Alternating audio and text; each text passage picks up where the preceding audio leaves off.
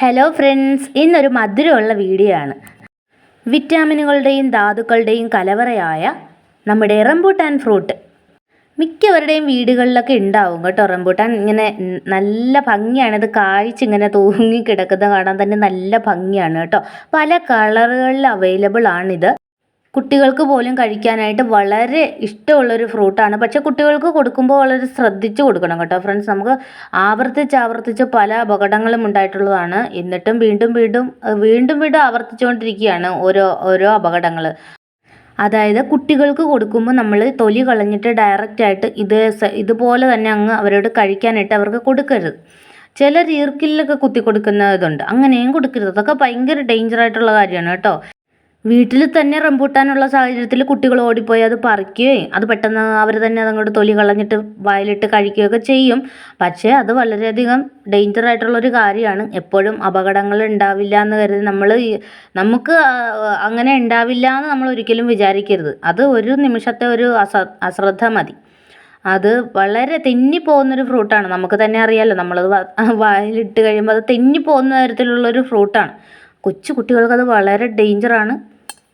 അതിൻ്റെ ആ പൾപ്പ് ഒരു സ്പൂണ് വെച്ചിട്ട് എടുത്തിട്ട് പാത്രത്തിലാക്കി അങ്ങനെ കൊടുക്കുന്നതായിരിക്കും നല്ലത്. അങ്ങനെ കഴിക്കാനായിട്ട് അവർ ചിലപ്പോൾ മടി കാണിക്കും കേട്ടോ, അത് വേറെ കാര്യം. അവർക്ക് നമ്മൾ കഴിക്കുന്നത് ഇതുപോലെ തന്നെ കഴിക്കാനായിരിക്കും, കടിച്ച് കഴിക്കാനായിരിക്കും ഇഷ്ടം. പക്ഷേ അങ്ങനെ കൊടുക്കുന്നതായിരിക്കും നല്ലത്. കഴിക്കുന്നത് നല്ലതാണ് കേട്ടോ. റംബൂട്ടാൻ ഒരു തവണ കഴിച്ചാൽ വീണ്ടും കഴിക്കാൻ തോന്നുന്ന ഒരു ഫ്രൂട്ടാണ്. കുട്ടികൾക്ക് പോലും വളരെ ഇഷ്ടമുള്ള ഫ്രൂട്ട്. അതിൻ്റെ ഭംഗിയും രുചിയും ഒരേപോലെ ആകർഷണമുള്ളതാണ്.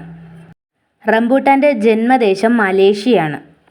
നമ്മുടെ നാട്ടിലും അത്യാവശ്യം വെയിലൊക്കെ കിട്ടുന്ന നീർവാഴ്ചയുള്ള ഈ മണ്ണിൽ റംബൂട്ടാൻ സുലഭമായിട്ട് വളരുകയും ചെയ്യും. ഇനി റംബൂട്ടാൻ കഴിക്കുന്നത് കൊണ്ട് നമ്മുടെ ശരീരത്തിനുണ്ടാകുന്ന ഗുണങ്ങൾ എന്തൊക്കെയാണെന്ന് നോക്കാം.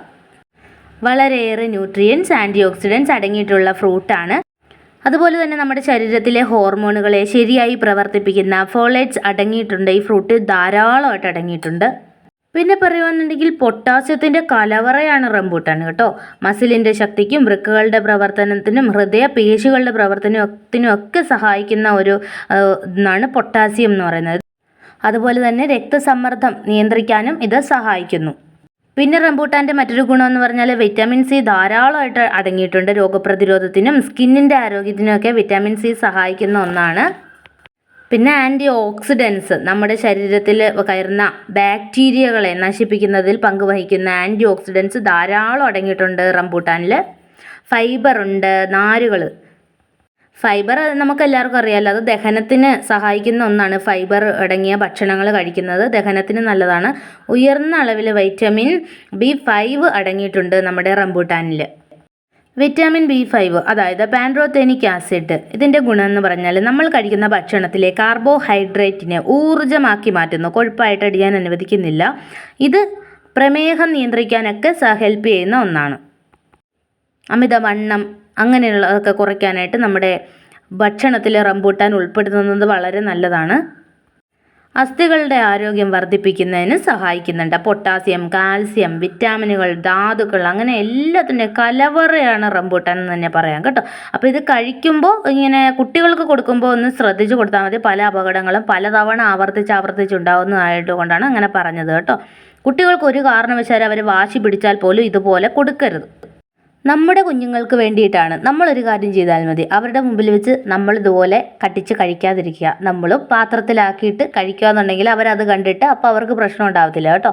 തുടക്കത്തിൽ അങ്ങനെ ചെയ്ത് കഴിഞ്ഞാൽ അവർക്ക് പ്രശ്നം ഉണ്ടാകത്തില്ല. നമ്മൾ പിന്നെ വായിലിട്ട് അങ്ങനെ കഴിച്ചതിന് ശേഷം അവർക്ക് അതുപോലെ പാത്രത്തിൽ കൊടുത്താൽ ചിലപ്പോൾ അവർ സമ്മതിക്കില്ല. അപ്പോൾ നമ്മുടെ കുഞ്ഞുങ്ങൾക്ക് വേണ്ടി നമുക്ക് അങ്ങനെയൊക്കെ ചെയ്യാം കേട്ടോ ഫ്രണ്ട്സ്. അവരുടെ മുന്നിൽ വെച്ചെങ്കിലും ഡയറക്റ്റ് റംബൂട്ടാൻ വായിലിട്ട് ഡയറക്റ്റായിട്ട് കഴിക്കാതിരിക്കുക. ഓക്കെ, അപ്പോൾ വീഡിയോ ഇഷ്ടമായാലും ഒരു ലൈക്ക് തരാൻ മറന്നു പോകില്ലേ ഫ്രണ്ട്സ്.